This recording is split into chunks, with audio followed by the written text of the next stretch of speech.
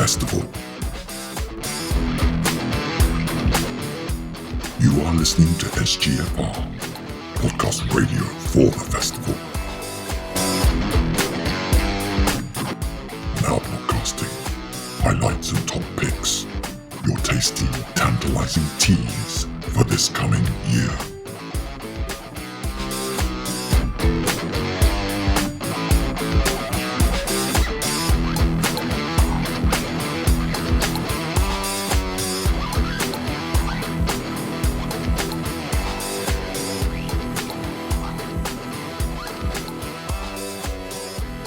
Joe, it is a delight and a joy to have you join me here in the interview. Thank you. It's nice to be back. It is. It's great to be back. This is the second year you're running Traitors at the festival, as I understand it. Yeah, the difficult second event. Yeah, the problematic second event. Yeah. So, what are the teething problems? What is the problematic bit about this second outing? There's not anything that problematic about it, actually. I mean, the main problem we've got is that so many people want to do it, which is good. The last one, the tickets went incredibly quickly, and like realistically, there's not any more space. Like 60, if I did more than 16 players, like we're already pushing it with 16. Yeah. Because you have to do so many round tables in a row on the final night. Any more would just be a bit silly. Or I could cut more people earlier, I guess. But then you're just getting people into. Yeah. There's already one person who barely gets to play it, so I wouldn't want to increase the number of people who get to play it. So I guess those are the problems. I was trying to think of a way to keep the eliminated players in, but I think at that point you're changing the game too much, really.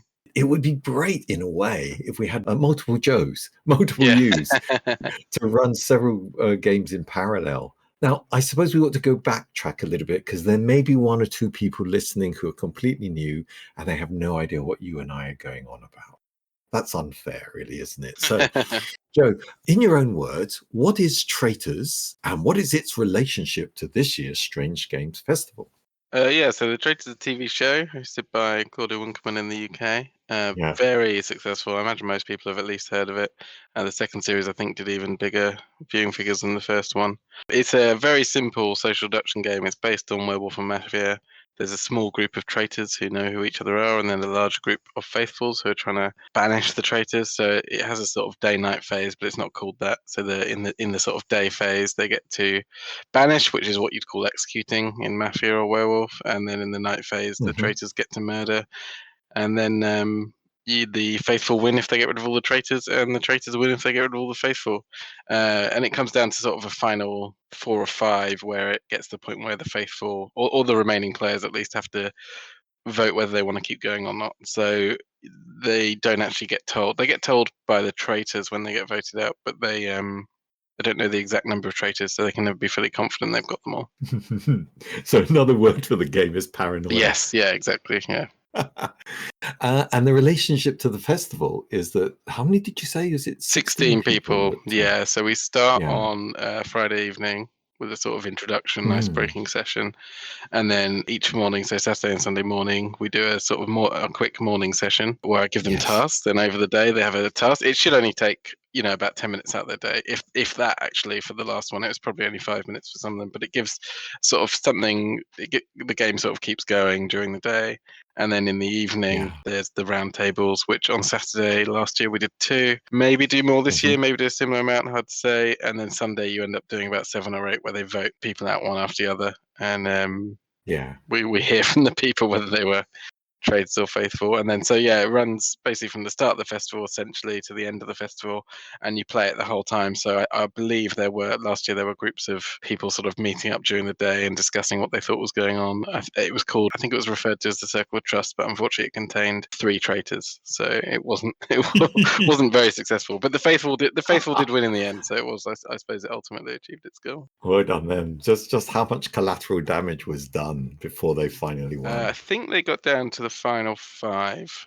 So I think they were very close to to finishing it, I think, when there was about 8 people left. And then the final traitor just managed to slip through the net. So they won, but oh my heavens, the humanity. Yeah, it wasn't an easy win, which is sort of the perfect result of the I think it should be quite difficult for the traitors to win. I think the traitors should only win if they do exceptionally well in the end, because it starts off very easy for them. The faithful are going to be executing themselves for the most part during the early stages of the game. So I think it's very hard to get a traitor out in the first few round tables, and it should be very hard for the traitor to get through the final few round tables. One of the reasons for catching up with you and doing a second interview is because I understand you may be trying to find some way of making the experience more accessible or maybe even entertaining to non-players. I think this is something that Simon's very keen on, which I've been a little skeptical about. So I did a bit of a test. So for the final session last year, I got about 5 or 6 people to watch it, to find out, because I wasn't sure how interesting it would actually be if you don't have the context. Because what we don't have, in the TV show, you can tell the audience who the traitors are, and also they get to do confessionals, the private conversations to camera, so you get to hear what everyone's thinking. But if you're watching this, the Friday night session sort of doesn't make sense for an audience because it's just ice breaking. And then the morning sessions wouldn't really, I think, make sense for an audience because it's just us. It's just me telling them what their task is for the day, really. So the thing that people might want to turn up to watch would be, the evening roundtable sessions. So my worry was basically that without any of the context of the confessionals or knowing who was actually on what team, those would just be a bit flat, maybe. So for the final Sunday session, I got about 6 people in who had no real knowledge of the game. They were people I knew, so I guess they do have a bias in that sense. And I told them if it was boring, just leave. And they all stayed till the end.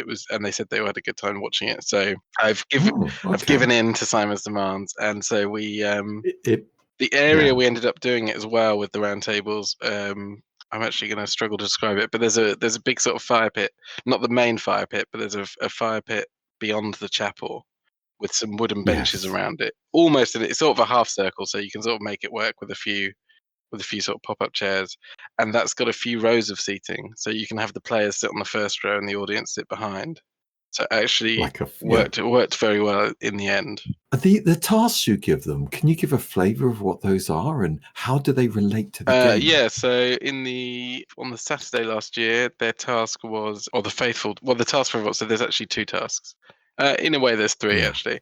So the first one is for everyone, and that is they had to get a selfie with Simon. And if you then came to me and showed me the selfie, I would draw from a random deck of cards that I made that had a fact about one or more of the traitors on it. So in the TV show, they don't get any clues really beyond sort of the voting. But in this, I wanted to give them a bit more information. So one of them was at least one traitor arrived in the last 5 people to the Friday night session. So, it gives them something to work on, and it helped them get out one of the traitors on the Saturday. But what was good about it is that there were actually, the wording was at least 1. So there were actually 2 traitors that turned up in the final 5. So it gave the traitor that survived that, it gave them a bit of leeway. And it's very tough to write those because you don't want to give too much away and you don't want to give too little. And I feel like the faithful were a bit annoyed that they weren't getting more information, but the traitors were annoyed at how much I was giving away. So I feel like I got the balance sort of bang on, really, somehow accidentally. There were some that I wrote out, and then when it came to actually showing them someone, I decided to give them a different card because I just felt it was too strong. So that's how that one related. And then the traitor task for the first day. If all 3 of the traitors manage to take a picture of the same faithful, they will be announced as having been banished immediately at the round table that night. And they didn't manage to do that. And also the faithful knew they were trying to do that, announced it to everyone.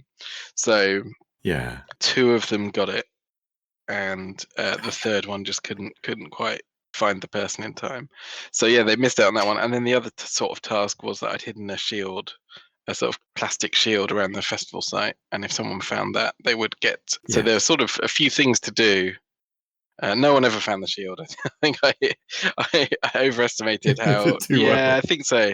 I hid it a few times. It never got found, and I was making it increasingly obvious. So I think next time I would do a similar thing, but I would literally just put it like on a table somewhere, like something like that. Like it's when you know where it is, it's very obvious, and it feels like you've put it in a very obvious place. But when you don't even know if it's what area it's in, it can be quite hard to find. But I'm also going to introduce a few new mechanics this year and make it slightly further away from the TV show as a concept. I think that's part of the excitement of Traitors, the version you're bringing, because it's not a fixed game. There's a slight living element to it. It must be really interesting to see it evolve over last year and this year. Yeah, it's a fun sort of design challenge. Yeah, it's a shame I can't. I would really love to actually run it. I was trying to work out ways of running it sort of every 3 months or so, because I think you could.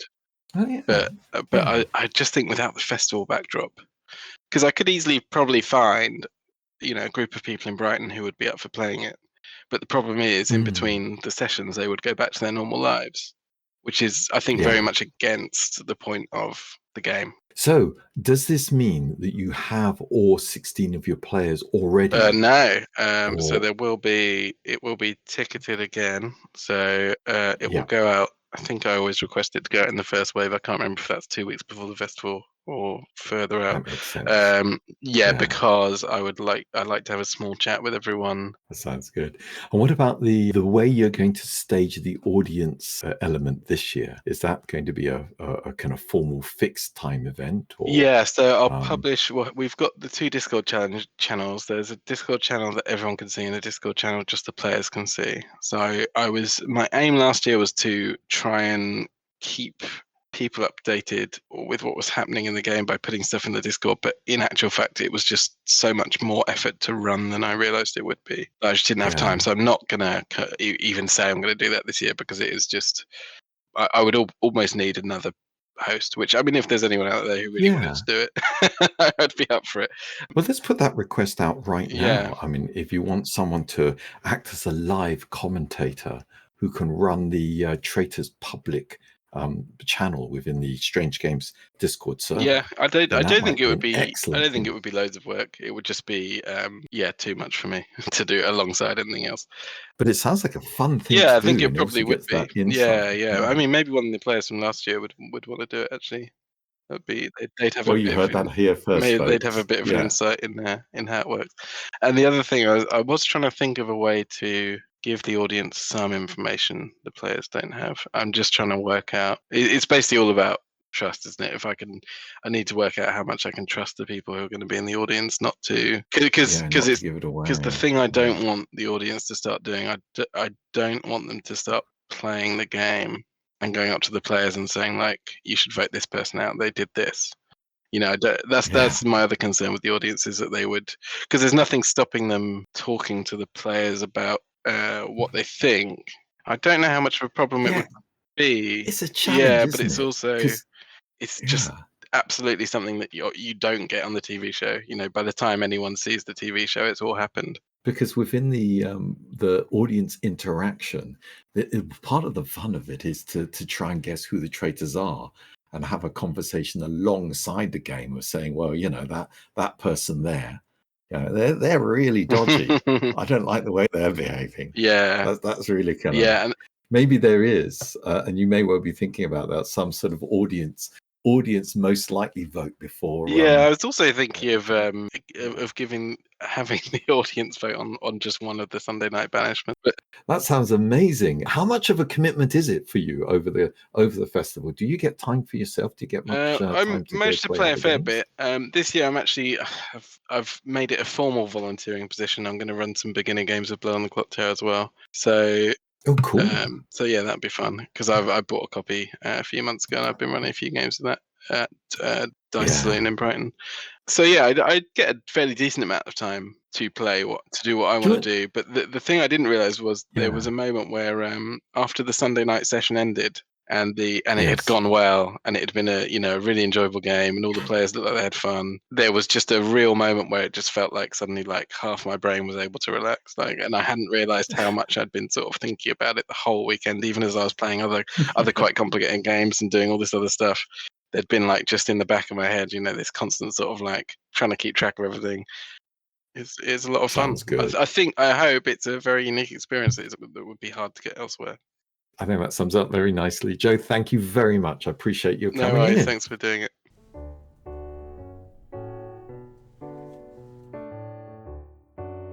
You've been listening to SGFR, the podcast radio channel for the Strange Games Festival.